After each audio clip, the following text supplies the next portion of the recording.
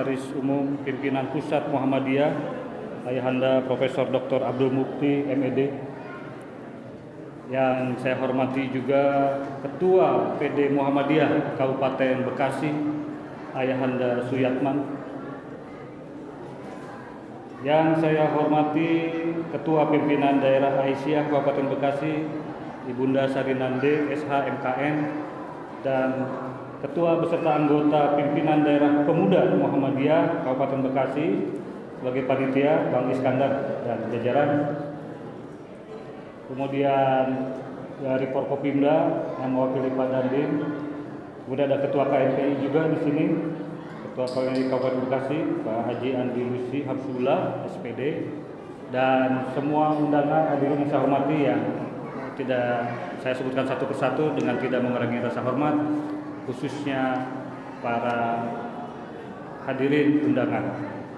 Hari ini kita melaksanakan silaturahmi dan halal bihalal, meskipun Syawalnya sudah lewat ya, tetapi suasana Lebaran itu memang panjang, jadi tidak ada salahnya saya di samping menyampaikan silaturahmi perkenalan sebagai pejabat Bupati Bekasi yang baru bertugas 3 minggu, juga menyampaikan minal aidin wal faidin taqabbalallahu minna wa minkum. Namun meskipun 3 minggu, sebenarnya saya ini periode kedua. Jadi ini baru satu-satunya mungkin di Indonesia pejabat bupati 2 periode. Karena sebelumnya di tahun 2001 periode Juli sampai Oktober saya juga mendapatkan tugas untuk melaksanakan jabatan sebagai pejabat Bupati Bekasi. Pada saat itu adalah ketika Bupati Bapak Haji Eka Supriyatmaja meninggal ketika sedang terjadi puncak-puncaknya Covid. Wakil bupatinya belum terisi karena proses pemilihan di DPRD sehingga relatif kosong. Maka saya ditugaskan waktu itu menjadi pejabat bupati sampai Oktober, karena Oktober sudah terpilih wakil bupati yaitu Bapak Haji Marjuki dan akhirnya dilantik menjadi PLT bupati. Namun sisa masa jabatannya memang singkat, hanya 7 bulan. Jadi tanggal 22 Mei yang lalu masa jabatan beliau habis karena beliau melanjutkan masa jabatan Ibu Neneng dan Pak Eka. Sehingga sesuai dengan ketentuan perundang-undangan, karena pilkada yang sebelum tahun 2024 ditunda mulai dari 2023 semuanya akan dilaksanakan serentak nanti setelah Pilpres November 2024, maka untuk mengisi kekosongan bupati dan wakil bupati ditunjuk penjabat Bupati Bekasi dari pemerintah provinsi. Dan qadarullah saya yang ditugaskan kembali ke Kabupaten Bekasi. Mungkin yang kemarin belum berhasil, jadi di di remedial sehingga harus ditugaskan lagi di sini.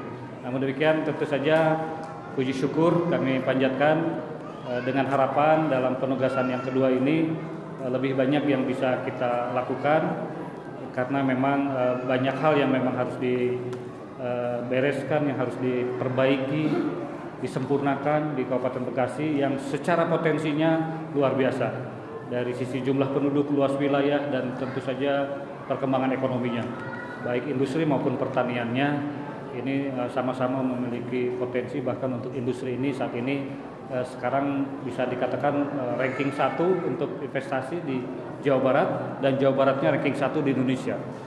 Jadi demikian besar kontribusi Kabupaten Bekasi untuk perkembangan daerah maupun nasional. Namun seperti kita lihat bahwa kondisi-kondisi kemiskinan dan penganggurannya juga masih cukup mengemuka ya. Untuk kemiskinan bahkan masih terjadi kemiskinan ekstrim. Lalu untuk penganggurannya kita masih ranking ketiga tertinggi di Jawa Barat. Jadi ini sesuatu kondisi yang ironis ya. Ada kawasan industri terbesar di Asia Tenggara dengan 7.300 pabrik. Kemudian ekonomi dari pertaniannya juga besar, sawahnya ratusan hektar, tetapi ribuan hektar. Terakhir posisi kita itu di angka 35.000 hektar sawah di Kabupaten Bekasi yang sangat produktif itu. Namun kenapa terjadi pengangguran dan kemiskinan? Nah inilah yang harus kita gali bersama. Banyak kajiannya solusi juga sudah banyak dikerjakan sebenarnya, baik dari pemerintah pusat, pemerintah provinsi, apalagi pemerintah kabupaten kota, berbagai program dilaksanakan, bahkan dari organisasi sosial keagamaan. Ya paling menonjol tentunya Basnas, karena kita mengumpulkan zakat infak sodako, itu setiap saat menggelontorkan program-program untuk penanggulangan kemiskinan, pengangguran. Demikian juga saya yakin organisasi-organisasi Islam, Muhammadiyah, NU, RSIS dan sebagainya itu juga bahu-membahu. Hanya yang menjadi persoalan adalah kita masih kerja masing-masing nampaknya. Pemerintah kabupaten punya program kegiatan, tapi kita kerjakan sendiri. Demikian juga organisasi-organisasi mengerjakan juga programnya sendiri. Nah, koordinasinya mungkin belum ada, tetapi belum terlalu kuat. Itulah yang barangkali yang ingin kita kembangkan dalam masa jabatan saya. SK-nya memang 1 tahun. Kalau full sampai pilkada dan sampai terpilihnya bupati nanti hasil pilkada 2024 itu bisa jadi pelantikannya di 2025. Jadi hampir 2 tahun setengah. Nah, durasi waktu yang sebenarnya pendek tetapi panjang juga kalau kita isi dengan sebaik-baiknya. Ini ingin kita manfaatkan dengan sebaik-baiknya agar kemajuan yang ada terjadi di Kabupaten Bekasi ini bisa terus kita pertahankan dan semakin diratakan ke seluruh komponen masyarakat. Barangkali saat ini baru kelompok-kelompok tertentu ya, kaum industriawan, kaum pengusaha, beberapa elit politik masyarakat yang bisa menikmati dari kemajuan Kabupaten Bekasi.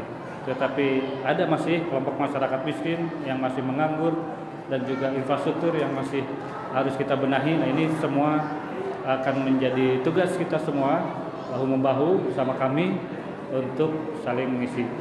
Saya kira Muhammadiyah sudah sangat dikenal di seluruh antero Nusantara amal usahanya, baik di bidang pendidikan, kesehatan maupun di bidang ekonomi.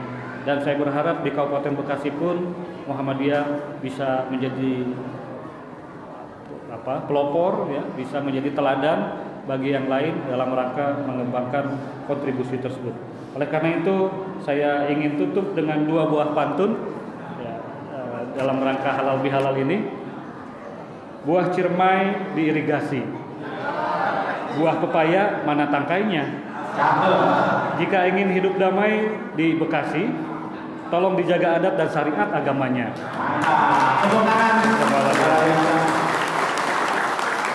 Nah, yang kedua ini terkait Muhammadiyah.